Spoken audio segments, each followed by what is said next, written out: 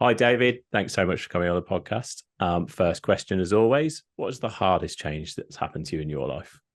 Oh, the hardest change. There's been loads of changes. But I think what there's probably some things that have been enforced, I guess. There's personal and professional things that tend to get enforced and stuff like that. But I think sort of is probably more of an event than anything else, or a circumstance of various events that have sort of ensured a change in mindset as well. And that probably would be when one of my sons, my eldest son, got rushed to hospital. I won't bore you with the graphic details and stuff like that, but got rushed to hospital with septic. I mean, I was very lucky to be diagnosed at the time with septic arthritis of the hip. And so I jumped in the back of an ambulance and was blue lighted down to Chelsea and Westminster Hospital for emergency surgery on him, where they basically cut him open. They said if you draw out pus, then sorry to be graphic, but then yeah, we need to cut him open and ensure he's okay, because he'll only literally have hours because that's got into the bloodstream. If it's clear, it's fine, and everything else. And sure enough, they basically drew out thick gloops of pus from his hip, and he was what age was he? He was in year 5 at the time. So that was very, very traumatic. And so he spent the best part of sort of 2-3 months in Chelsea and Westminster learning how to walk again. Wow. At this time as well, only when we knew he was okay, my wife let me know that she was pregnant with Stanley. Wow. And that happened, in terms of that happening, securing obviously Oscar, making sure he's okay. And then with Stanley coming, he was meant to be born in January. He was born on the 3rd of October. He was like 26 weeks. And so Rainy didn't get into a third trimester. So he was born at, I think it was 900 grams, and literally born with no nipples. You could see through his skin. He was held in Watford Skaboo for just over 100 days over the Christmas period as well, which was really, really tough and traumatic. So, those events, we spent pretty much 3/4 of a year in hospital. And those sort of events basically just change your mindset in terms of your career. I was always traveling away a lot with young children, not with the young children, leaving the young children behind, all that sort of stuff. And these sort of things take a profound effect on sort of how you approach your work and your life and all that sort of stuff. So that would probably be, the biggest change from that would be, I sort of was more aware of ensuring that, the family comes first, and sort of, career comes a distant second, and ensuring that I worked with people and companies that appreciated that and had that as part of their DNA. Do you think people that, went through not something similar, but, children having ill health whilst in that similar sort of mode of flying around the country, traveling, working, work is you're doing it all day long and into the evening as well. And, I think it's perhaps easy, and maybe that's the wrong word, for people that have been through something like that, like us, that, my daughter was very ill when she was born, and it was during the first lockdown. And we all know what that was like. But yeah. Do you think, I see people that are traveling a lot and working hard, and, when they've got young children, and I wonder, it's not until you've been through something like that that you sort of hit reset. And I'm not sure everyone understands that when we say family first. I don't know if everyone necessarily appreciates that. So yeah, I agree. I think it's sort of the kids are older now. Stanley's a very healthy 13-year-old now, and Oscar is a very healthy, nearly 22-year-old. I've got a daughter at 23, so it's easier now for my circumstances that I'm happier, and obviously having discussed it with the family, to be traveling a lot more and being away a little bit more and stuff like that. And I think most of the time my wife wants to get rid of me, to be fair. But when they were little, I think I probably, if I was going to change anything, I would have changed being around. I mean, I sort of made sure I was always at the school sports days and being able to take them to school on when I'm around and everything else. But if I was, I used to travel to Europe for 3 days a week, Germany, Italy, and Brussels. And that took its toll, and sort of I sort of stepped away from that directorship after 5 years, and sort of when I went back to them after putting sort of a bit of a career break in place, I went back on my terms more, which was good, and I sort of said, I'll travel once or twice a week, but I want to be able to map that out ahead of time and sort of devote a lot more time sort of at home.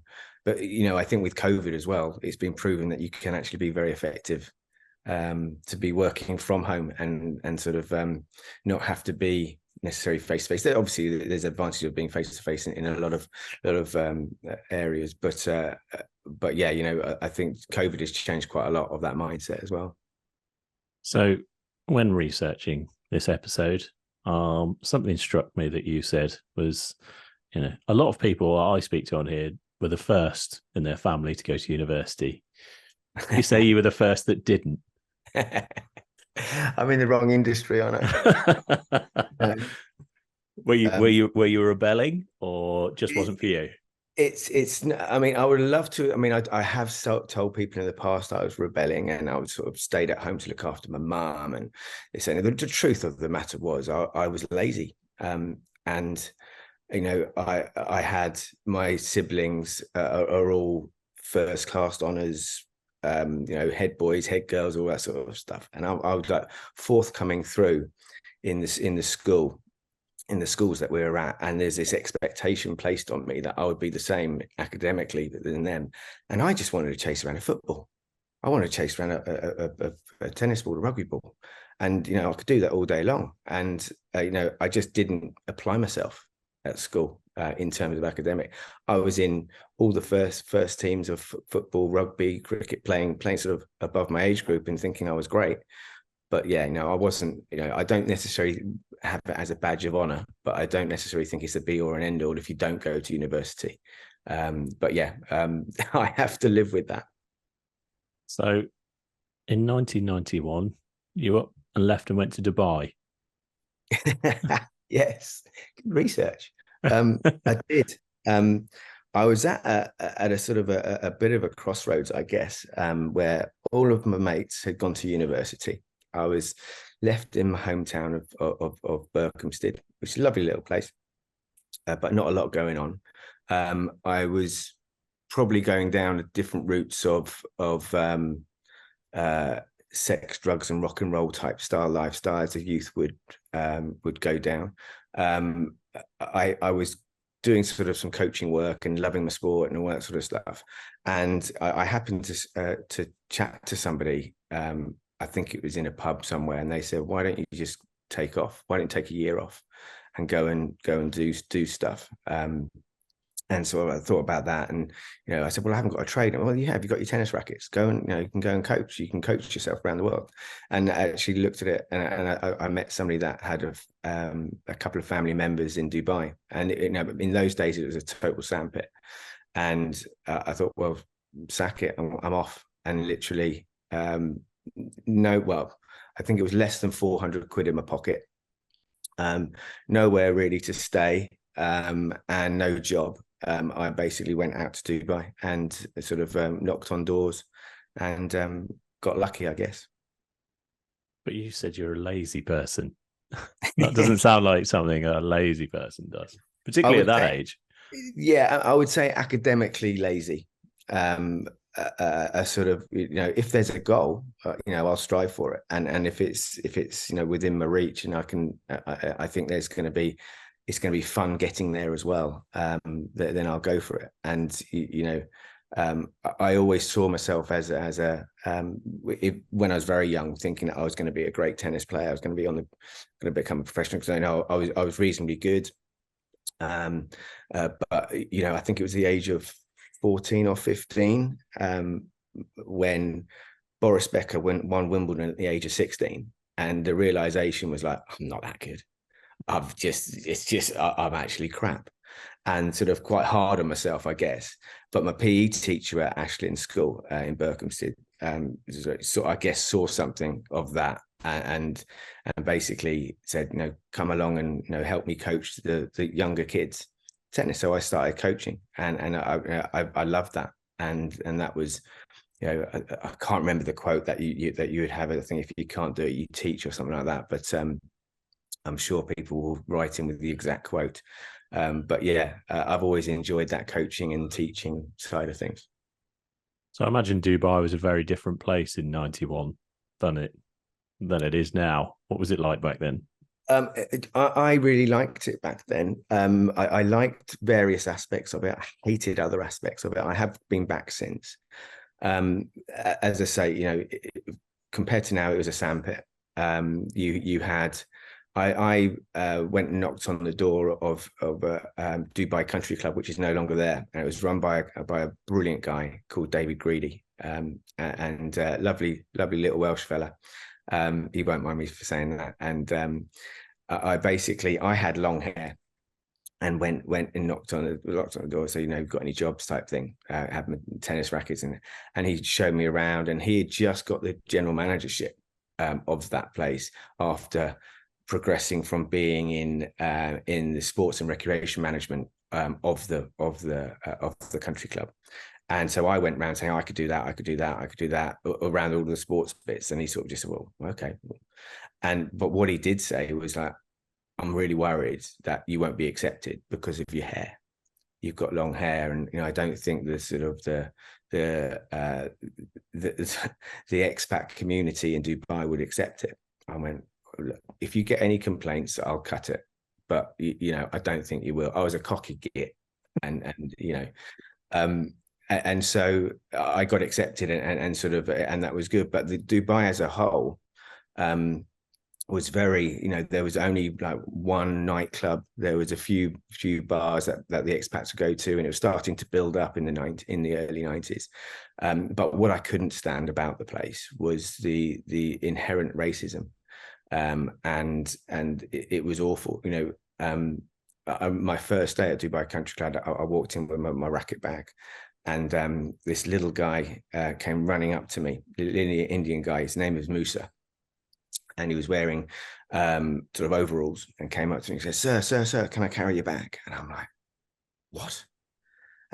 I went, hold on, I haven't been knighted yet, but I'm not a sir. I would always carry a bag. My name's David. I work here now. I'll be working with you. And he was like sort of half bowing, and I'm like, this is wrong. This is so awful.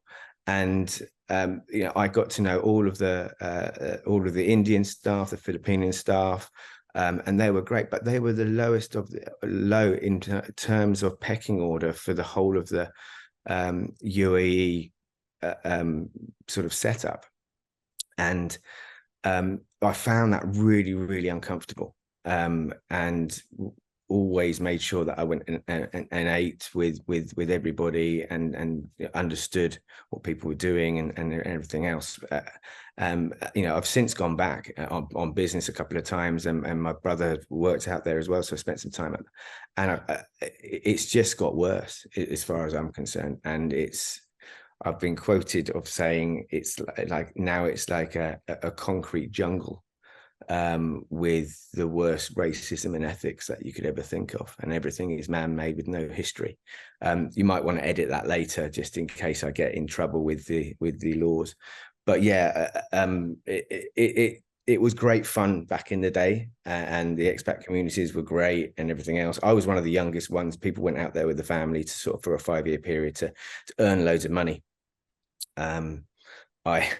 I was the only probably one. My brother came out to see me after 2 years and sort of said, "Oh, how are you investing your money?" I went, "Sorry." And he goes, "Well, you must be earning. What are you doing?" You know, he's very, very, very good like that. Let me put it that way. Old before his time, maybe. And I'm a 21-year-old tennis coach in Dubai. What do you think I'm doing with my money? and I'm like, I said, I start off at the start of the month with a stack of cash on that side of the bed. By the end of the month, it's no longer there, and I just replace it with my money I get from the country club. And he was like, "What about your investments and stuff like that?" So nothing like that. But I did set up a business out there, and that was successful and all that sort of stuff. But I think I'm one of the only ones that came back from Dubai with not a pot to piss in, to be fair. So how did that end and you came back from Dubai? What happened next?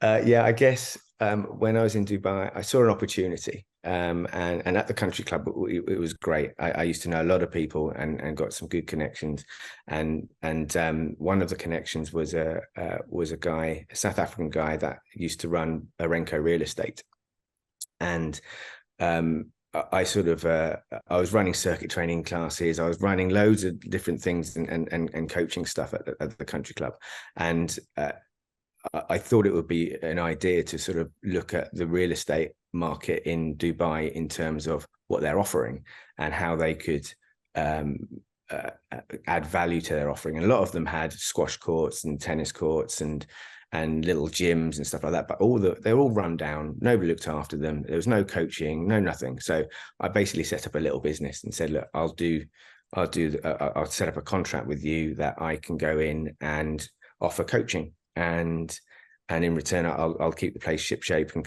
all this sort of stuff." So, and there was about, at the time, I think there was about 10 or 12 different properties that had these sort of, there were like communities that had the tennis courts, stuff like that. So I started to build up tennis coaches that were working for me and everything else. And a small little business. I had a 5-year contract with them, really, really strong contract. After 18 months, the owners of Arenco, which obviously were UAE nationals, basically said, "Well, we can employ a manager to do what this guy's doing, and we'll do that, and we'll get rid of him." And even though I had a 5-year contract, I went to my lawyer, or a lawyer, who basically said, "Any other place in the world, you'd get paid out an awful lot of money on this contract, because you're absolutely right. But unfortunately, the guys that are signing this are part of the UAE royal family, and you're better off just cutting your losses and going," of which I did. So I came back with my tail between my legs, and I had to start from scratch again. So, but yeah, that was a pretty low ebb, actually, coming back with nothing, but great experience. But hindsight's a wonderful thing, I guess. So then you went into sales.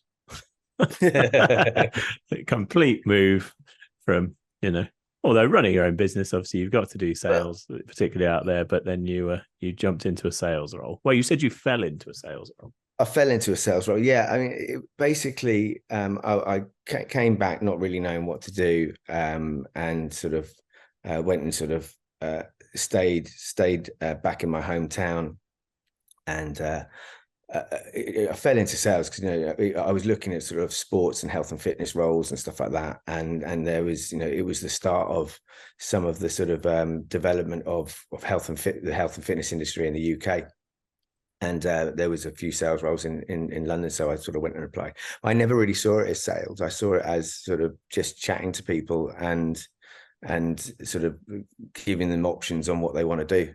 And advising. So and that's always, I've always had that through when you're coaching, you're selling a technique, you're selling how to do something, and they're taking that on board, and they're about advising. And similarly, when you're sort of setting up your own business or whatever that looks like, you're having to have those it's all about communications. I don't really see it as sales. If you turn around and say, oh, you're a salesman, or oh, I'm going to pitch to you, suddenly the shutters come down. I don't want to be sold to.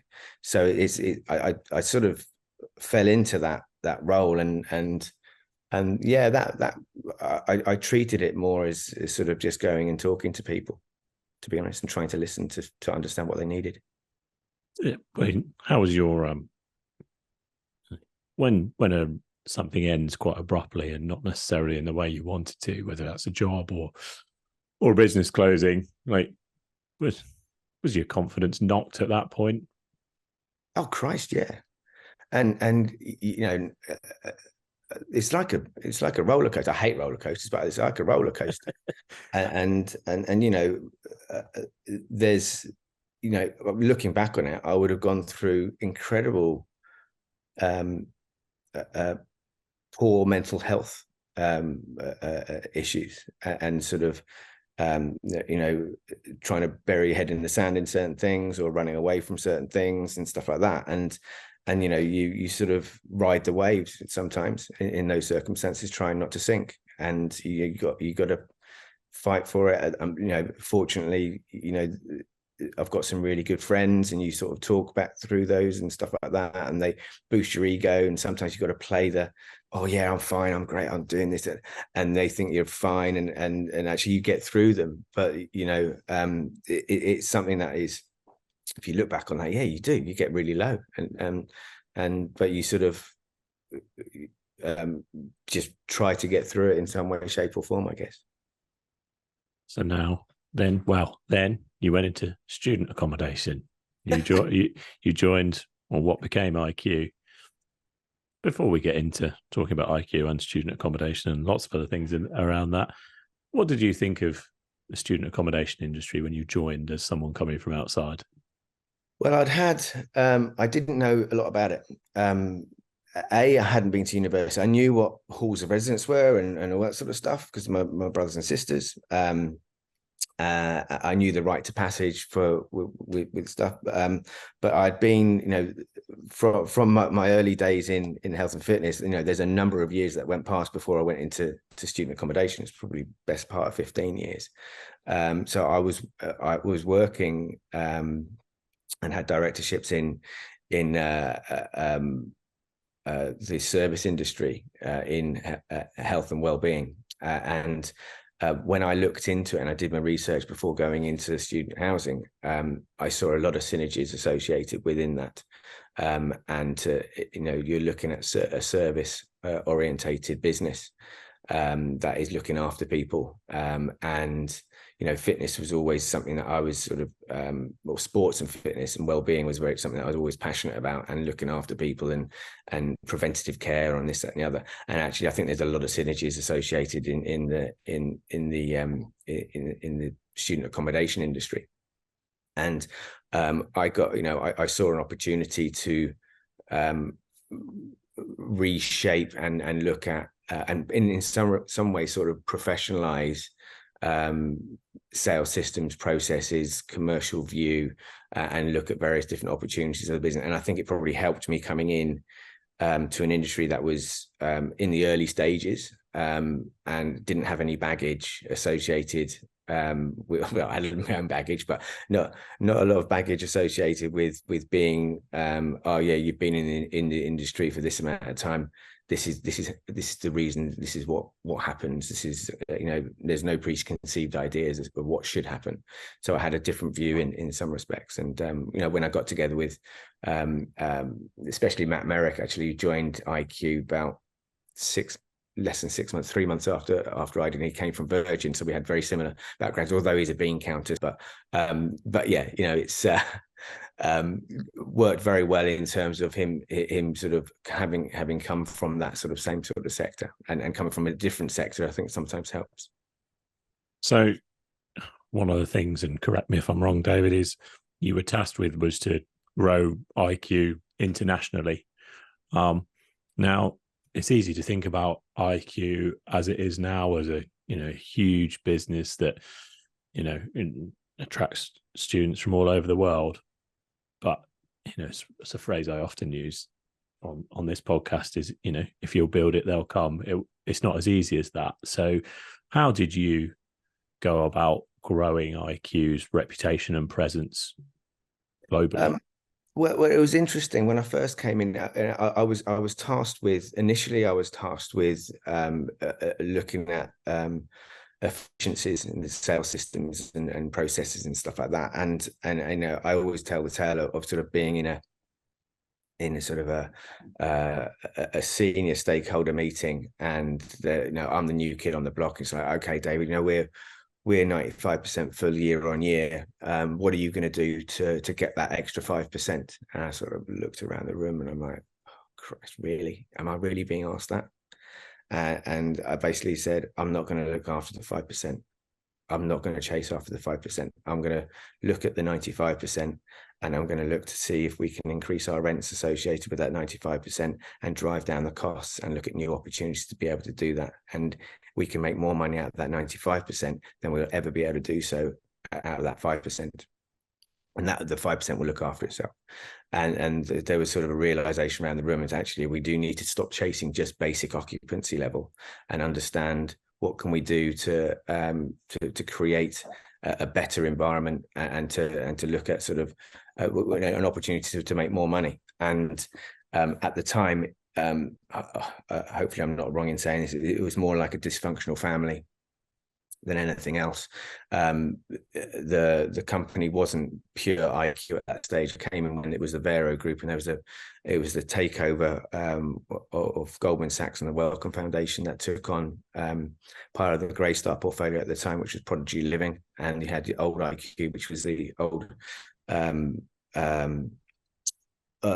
Wellcome Trust assets, and they were run two very different ways.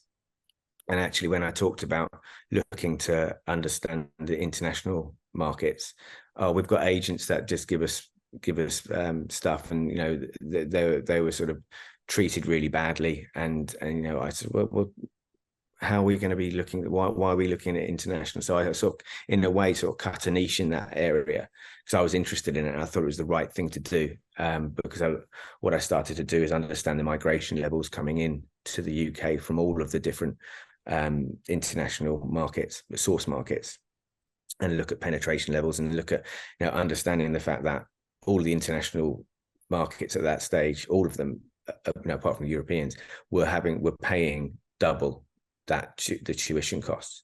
So the knock-on effect of that, well, actually they would be able to have the affordability to pay for PBSA, which I thought was very, very expensive. And I think it still is very expensive, and I think that's another topic. But you sort of saw that, and what I tried to do is to create more partnerships to understand and look at what the behavioural patterns are of international students, what's the needs, wants, fears, desires, what are the drivers, and to work upstream to really understand the behavioral patterns and decision making on that, and what's going to appeal to them. So I started just to build up that strategy, and sort of touch wood, luckily it sort of worked, and sort of created some long-term friendships and partners along the way. I think previous to that, I think the relationships between landlord and agent were very transactional, and I think that's something that I'll take with me in terms of ensuring that there's a true partnership and understanding of support on both sides, if you like. So, talking of taking that with you, you decided to leave IQ and go to Amber. Is that poacher turned gamekeeper? Yeah, a few people have said, "Well, what are you doing going to the dark side?" Oh my goodness. But I saw a massive opportunity, and it was an opportunity for myself to grow, but also, I had worked with the founders at Amber for the best part of 5.5 years in IQ, and seen how they had grown the business. And the interesting thing for me is, I was in a privileged position in some respects. I wasn't looking, but I've been approached by a number of owner operators, management companies, and a couple of sort of agency style partners. And I did my due diligence. I'm fairly sort of anal on those sort of things. And interestingly for me, I'd sort of worked with Amber and seen how they grow, and they were most open and transparent with me in terms of what I wanted to achieve within IQ for IQ. And they were willing to be able to help, and they got it. And for me, one of the things that they're not ego driven, and for the guys there, Madhur and Surab, that are the founders, I didn't know that they were founders until about 4 years of working with them. And that for me told the story that they put their brand first. They put their teams, and it's very much a family oriented, and so it comes back to some of the sort of ethics that I mentioned before, of wanting to be with the right people, that understood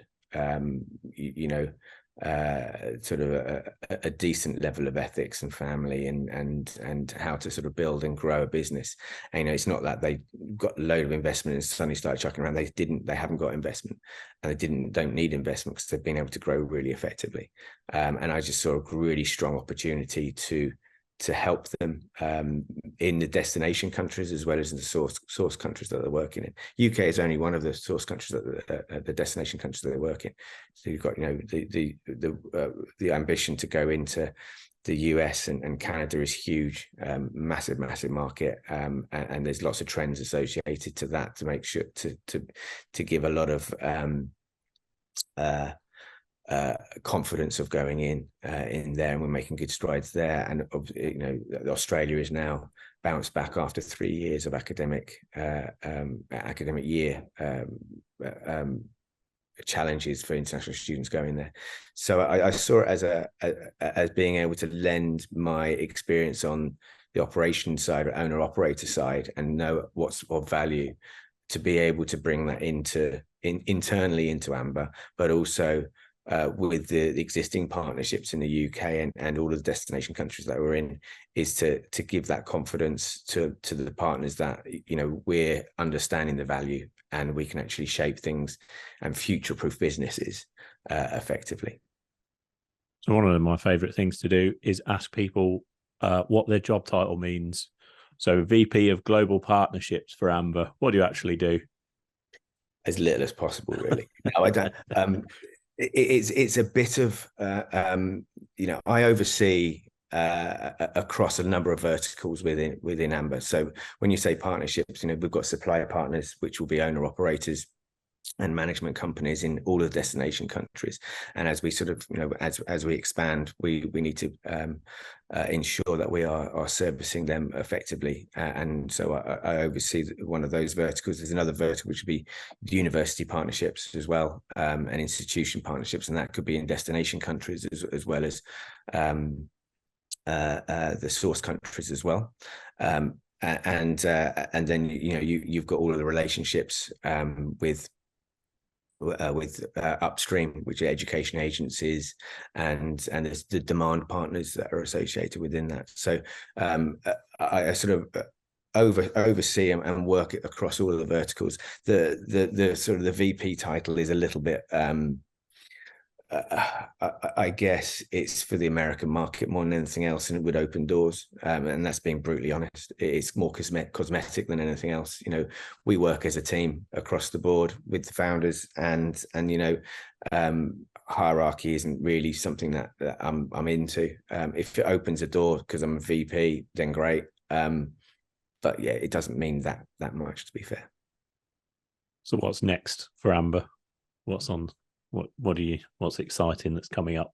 Oh, it is properly exciting, actually. I mentioned the UK is in a situation where you've got the control is very heavily sitting with owner operators, and but what we're doing is getting more deep rooted partnerships on a strategic level, and sort of working with a lot of our partners to be able to future-proof their businesses. So being relevant in the good times, as most most marketplaces, if you like, would be seen to be relevant when it's challenging markets, and they're lifted and dropped by landlords. When we need you, we'll use you, and all that sort of stuff. So we've sort of changed that dynamic, and we're more consultancy service led and data driven, and we're really exciting. At the moment, we're rolling out Connect dashboards, which is total transparency with everything that we do, which goes towards operational efficiencies. We're helping partners learn about source countries and how to be appealing, and we're opening out our whole analytics deck to be able for them to see migration levels coming in, what their penetration levels are, but also to see their upstream, what levels of lead share they have, what levels of booking share, all of these sort of things. And that helps a number of different departments in each of our partnerships to be able to run their businesses really effectively and learn from us. It's not just marketing and leasing managers, it's CFOs, understanding the cost per acquisitions to ensure that, you know, they're sort of driving down those costs. A lot of operators don't actually know their costs, and you know, we're shining a light on that, and to be able to help. And us going into the American market on that tack, it's been really, really good. We've learned from mistakes of others that have gone in. They've probably gone in when the American market wasn't quite ready, because there's still only 16% penetration level for PBSA across student accommodation in the US, and that's growing. So we're going in a slightly different tack, if you like, and having learned from others' mistakes, and yeah, so we sort of got a good market share, and we're learning all the time to future-proof in the UK, and that all, and we're sort of we're looking to give the best options to our students possible, and help our partners diversify, and you know, we've got a good presence we're in 160 different source countries, so we're sort of understanding those marketplaces and the development of all those marketplaces, and we're helping those students find good quality accommodation, whether that be an HMO or PBSA or BTR. We're across the whole board now, and so it's really exciting. It's a lot of work on, but it's really exciting. So focusing on the UK for a moment, how would you describe the health of the student housing industry in the UK? I think the health, if you are an owner operator, it's very healthy. If you are a student, not so healthy.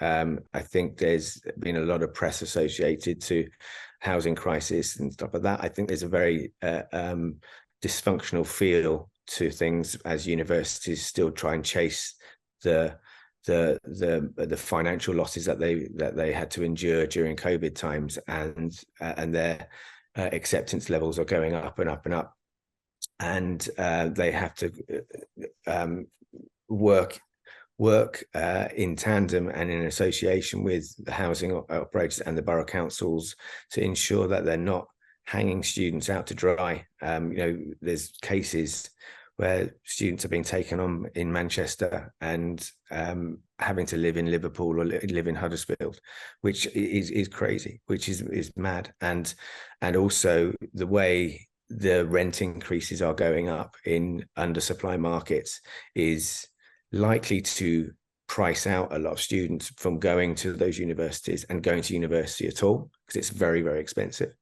And I always worry about the health and well-being of those students, not just financially, but the knock-on effect associated to that. So there's lots of different areas that you can do a health test on. I do worry about various things, you know, in terms of students' well-being when they're going into cities and having to take out extra loans or having to do 3 jobs while they're sort of paying their way through university and stuff like that. So I would like to think it's not elitist, but it's becoming that way. I read recently about India and Africa obviously being growing markets for PBSA, well, for all student housing in the UK. What do we need to do differently in the UK to attract and provide a great product for those students that, you know, might have different wants and needs from, say, the Chinese students that they've typically relied on to fill the beds? Yeah, and there are different needs and wants associated with students, and it's really educating some of those students and educating the PBSA operators into what they see as of value. And there's a sort of a blanket thought that, oh yeah, India and Africa, they won't be able to afford PBSA, and we're not going to make as much money out of them, all of this sort of stuff. And actually, that's not really true. If you show quality value and appeal in different ways, then you will be able to attract those students. What you have is, one of the trends that we've seen is the Chinese. There's a reliance from the universities, and the knock-on effect of reliances onto the PBSA operators of the Chinese coming over, and they have been taught very well to book early, to secure their accommodation early because of the dynamic pricing, but availability, choice of room, and all that sort of stuff. But they're no different to any of the other markets either. They see quality, they will go to quality. Traditionally, sort of the other markets wait until they got their visas to be fully sure before they go, and things like that. So you've got the trend that is a later market. By the time those later markets come, there's lack of availability, lack of choice, prices have gone sky high, and they're having to go out and sort of find different avenues of accommodation. This is where the HMO market is key for a lot of these countries, and also the universities not securing accommodation for them in the first year as well, which doesn't help. So there's lots of different ways, and we do a lot of workshops with all of our partners to show how they can appeal, whether it be when they're building new things or building new services and facilities, or just greeting and opening out certain rooms. We have so a lot of our partners look at want different demographics, and we would reverse engineer with them to say, okay, coming into your city, there's X amount of Indian students, the X amount of UAE students, X amount of Chinese students. And we would look at all of that and say, okay, what level of mix are you looking for to make sure that you're not over reliant on a single source country? And how can you appeal to those? And what can we do to be able to support that? And that's where we sort of come in to be that consultative arm to their business propositions. So I've seen a lot on LinkedIn recently, and I'm loath to just take LinkedIn as, exactly what's going on in the market. But some stories of dark arts by some marketplaces, fake bookings, competing Google ads. Is this happening? And is there a way to stop it? Yeah, of course it's happening. There's no marketplace that is squeaky clean. I'm not going to name names on here, but we all know who has been putting in the fake bookings. We all know that fundamentally that's coming from China, and there's a lot of things associated to that. I'm pleased that a lot of our partners are putting in things to avoid that. When I was at IQ for the start of the season, there was things that we put in place to ensure that we weren't getting fake bookings in and stuff like that. But some of that is led by entrepreneurialism, by some marketplace, and opportunism by some marketplace, but also not just the marketplace. They're sort of highlighting it to students that are already there, and giving them a commercial opportunity to block a room, and they might be in their last year at university, but they're still blocking a room for next year and selling it on to those marketplaces. And so there's a lot of opportunism about that. The sort of the Google ad pieces and stuff like that, we're putting in things that where we have bid on search terms. If everybody else is, we have to. But we're putting solutions to that, where we're providing all of our partners with a dashboard that will allow them to see who's bidding on their search terms and who's not, so that we're part of the solution, not the problem. You got other things like, which is one thing is very close to my heart. We know that when operators are squeezing down commission levels in undersupply markets and stuff like that, which is, which we can accept, we understand. There's a number of other marketplaces that would be charging students to make up for that shortfall, and charging students for their services, and actually that is illegal coming into the UK, and comes with a £5,000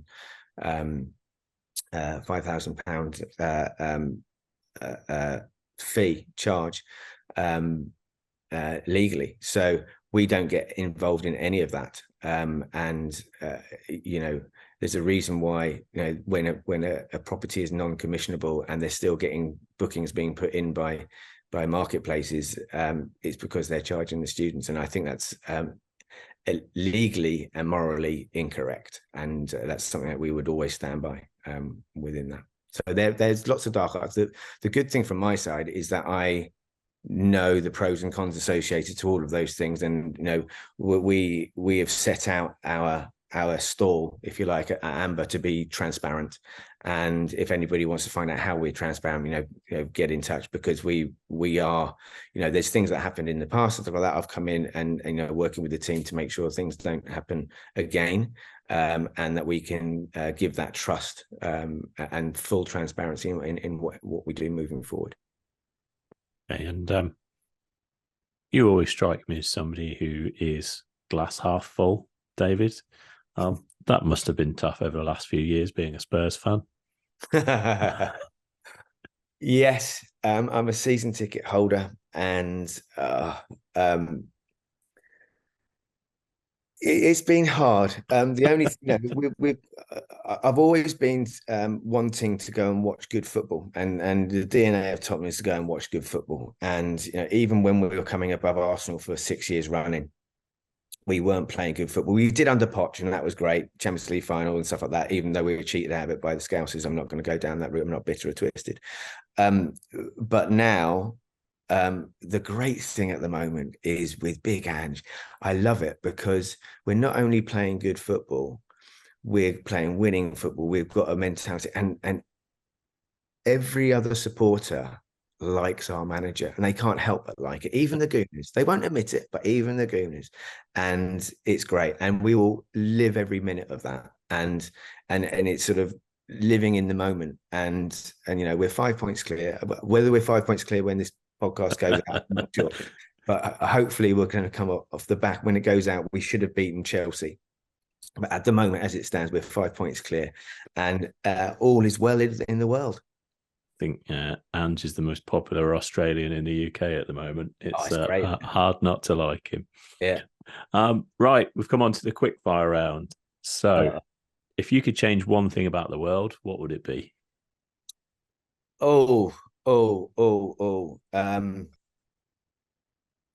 Right. So I was going to come up with something clever and re-engineer sort of the youth versus experience piece, and sort of I think it might have been George Bernard Shaw or Oscar Wilde that came up with some quote about the youth wasted on the experience, or something like that. But I bored myself with that one, and I'll probably get rid of religion. I'd keep faith and have faith, but get rid of religion. That's definitely a bold one. What advice would you give to someone who wants to change direction but doesn't know where to start? Right. So I would let me think about that one. I did write something down, actually. Or did I? Can't remember. We can skip it if you want to. No. Let me just get it, because it's profound, and you can edit this properly. So what advice? Okay, yeah. Right. So my first instinct would be to sort of say, okay, get a mentor, start to plan, and have a leap of faith. And I remember sort of a whatever happens will be type mentality. I back in the day, and actually it came to light, I think it was in 1989, when Lucille Ball died, and this sounds really weird and daft, but I used to watch I Love Lucy when I was a kid, and I don't know, it's probably before your time, and it's a very, very, very old American sort of sitcom. And Lucille Ball was this American actress. She died in 1989, and one of the quotes that was on one of the newspapers that I'd written, and I was sort of going through sort of A-level hell at that time and stuff like that. And she wrote or said, "I'd rather regret the things I've done than regret the things I haven't done." And that's probably the advice I would give anybody. Okay. And what's going to be your next big change? Probably my golf swing. I've been hitting the ball really badly, and I haven't played for a long time. And so I'd like to get my golf swing back in order and get myself back down to single figures if I can. Okay. And final question that I know everyone dreads and gets nervous about. If you were to recommend a guest for me to speak to on the shift. Oh, God. Oh, I didn't know about that one. Who would it be? They have to be alive. Well, that would help. Yeah. Oh, okay. I didn't know it was going to be a Muhammad Ali going for dinner with, or whatever that sort of question or not. No, I'll struggle to get them on the podcast if they're not still with us, David. So, I would probably say someone like let me think. You can take your time. I can edit it. Don't worry. Yeah, I'm thinking. I don't know whether to go down the IQ route, or go and throw Matt Merrick under the bus. Yeah,